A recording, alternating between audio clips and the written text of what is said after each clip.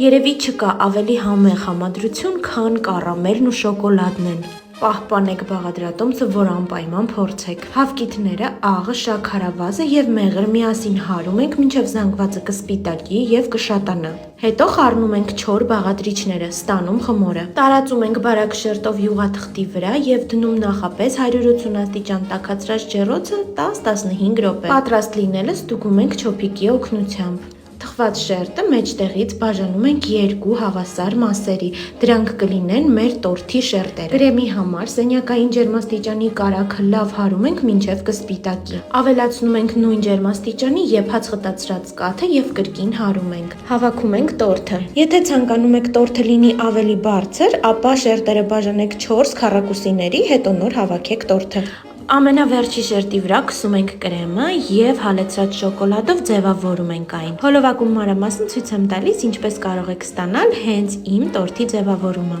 Վրան տարածելու համար կարող եք վերցնել սովորական շոկոլադ, հալեցնել եւ ձևավորել։ Այս տորթը պատրաստվում է ընդամենը 1 ժամվա ընթացքում, այնպես որ պահպանեք բաղադրատոմսը, որ անպայման փորձեք եւ կիսվեք կարծիքով։ Բարի ախորժակ։